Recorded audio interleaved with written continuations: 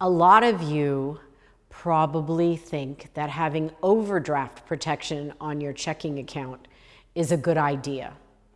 And I'm saying to you, it probably is a good idea for those rare instances where you might make a mistake and you say, oh, phew, my rent didn't bounce, or my mortgage payment went through, or my tuition went through because I had an overdraft.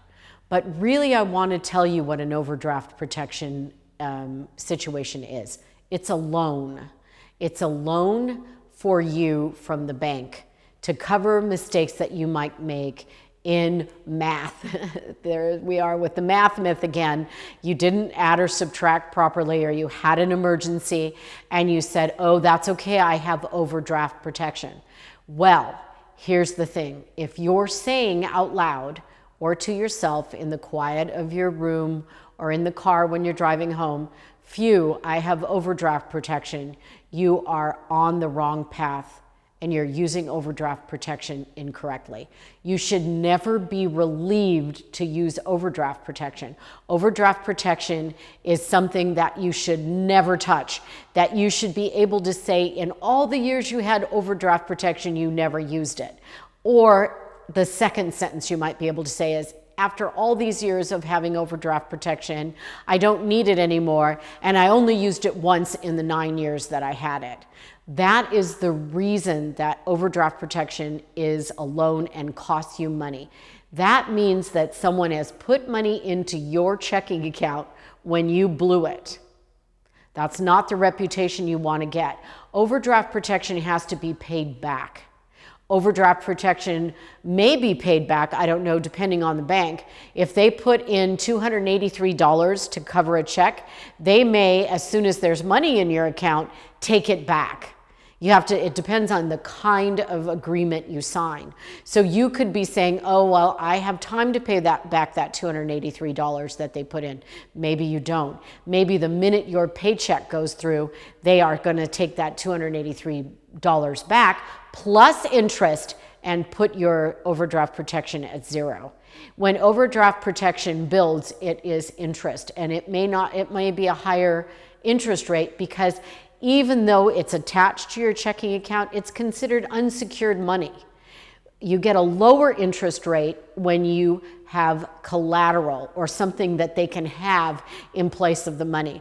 But if all they're depending on is a checking account that you're overdrafting or having NSFs in, they're not very protected, so they're going to charge you interest. Now you might say to me, what in the world are they charging me a high interest rate when I am so broke? And then someone who has a lot of money gets a very cheap interest rate. It's called risk. Overdraft protection is risk. They're saying to you, we're going to give you overdraft protection for the errors you make. Well, it's going to cost you to do that. They're not quite loan sharks, don't get me wrong, but they are saying, you seem like a high risk to me, so your overdraft protection is going to cost you some money. You cannot rely on overdraft protection just as you can't rely on your credit card to cover you when you don't have money in your checking account. In fact, when we circle back around to some of these things, we're going to find out that you using your credit card instead of real money could be a mistake. Overdraft protection, let me put it to you this way. Let's say that you have overdraft protection and you have a credit card, and your credit card is kind of high, and you make a payment to your credit card company, a minimum payment to your credit card company, which is, as we'll talk about later, a kind of a disaster. So you make a minimum credit card payment and you overdraft your account, and then you have an overdraft where you have to pay interest, and you're paying interest on the credit card for which you cannot pay off. This is a mistake, and it gets you into that cycle of owing money, owing money, owing money, owing money. The best way to have a credit card is to be able to pay it at the end of the month. If you can't, if you know you can do it in 2 chunks, that's pretty good. That's kind of a solid way to do it. You pay a little interest for the privilege of having money ahead of when you got it. That's not a bad thing. If you say, oh, I'm going to buy these new tires, it's going to cost $600 for these new tires. And when I get the bill, I can pay $300 now and $300 the next month for sure. You know what? That's a good use of a credit card. But we would not want to be also paying on overdraft and saying, oh my gosh, my credit card payment would have bounced if I didn't have overdraft. Now you can see how you're building on bad decisions. So overdraft protection says, I could make a mistake in my math and I'll need you to step in for me. And they're saying, okay, we'll step in for you. We'll put the money in your account, but we're going to charge you interest. And if you start doing it routinely, we're not going to like it. I've even heard that some banks are talking about getting overdraft protection on your credit score. So you could be having a bad overdraft experience and it end up causing you to have a credit score that is diminished by your poor spending. There's a better way to put that. It's really not a good thing to have your credit score go down because of an overdraft protection mistake. And I don't know if any of you heard this story. It was an amazing story.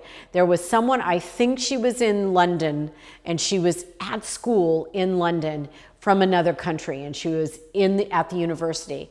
And the bank made a mistake and gave her overdraft protection for everything she was buying. She virtually had nothing in her checking account, but she got, I think, somewhere between $3 and $4 million in overdraft protection. She bought 20 handbags, and I may be exaggerating, but she bought handbags and shoes, and she went everywhere, and she used her debit card. And every time she used her debit card, the bank put money in. Of course it was a mistake, but they caught it finally when she was upwards of $3 to $4 million. And guess what? They consider it a loan, and she has to pay it back. She's a college student. A young person who thought, oh, I'm not even getting what's going on, but the money is always there in my account. I'm not sure what she thought, but this is a prime example of you not keeping track of your funds. Overdraft protection, no one should really want or need overdraft protection. It's not a good idea. It's not a good idea. The best way is how we've talked about in other videos. Keep track of your money every day. Simple add and subtract. Don't take money out of your checking account, out of the ATM, and then cross your fingers, close your eyes, and say, I hope nothing bounces. Those are not the ways that we keep anxiety levels down and we have sleep at night. You can't do that. Overdraft protection may give you a little bit of sense of comfort, but you shouldn't be using it. It should be there only in a big mistake you might make, or in an emergency situation. And really what we're going to learn over the course of time is how to prepare for emergency situations where we don't have to take loans out and pay interest and put ourselves in jeopardy. We really want to learn how to take care of our money, use our simple math, tap into those places in our childhood where we had emotional responses to money. Work on all of those things. Look at our W-2. Make sure that we're withholding the right amount and that we're not withholding so much that we need overdraft protection. Imagine this, and I say this to millions of people because we've all done it. You have your checking account. You get into a position where you need to use your credit card because your paycheck didn't go far enough. You didn't look at your W-2 when you set up the kind of withholding you were going to have. So now they're withholding more money. So all year long, you're either using a credit card or, oh, heaven forbid, that the overdraft protection is kicking in and now you're paying interest on the overdraft and paying interest on the credit card.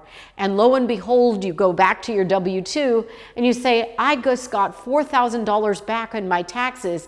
Why am I doing that? I can change my taxes and get more money every time I get a paycheck, and maybe I won't need the overdraft. We don't want that. And I won't need to use my credit card for regular spending. These are the things we want to get to. So overdraft, not a great idea. Overdraft protection costs us money. Overdraft protection could cost you more money than you know, especially if you're using it in conjunction with a credit card that you're not able to pay off. We don't want to do those kind of things. We're going to try and learn to live within our budget, except for emergencies. Everybody has them. We want to be able to learn to live within our budget, have discretionary funds, which means we have money to play with and have a little bit of fun with, and also not use those other high cost tools to make our life be a little better. Those high-cost tools cause anxiety, sleepless nights, guilt, anger, shame, the things that we've talked about on our other topics. We want to not have to worry about those things. So after this, overdraft protection, kind of a no. Let's talk about it. I've never actually had overdraft protection. I think my ex-husband did, and it got him into a lot of trouble. And I felt badly about that. So I know that we don't want to do things like that. So let's all say no to overdraft protection.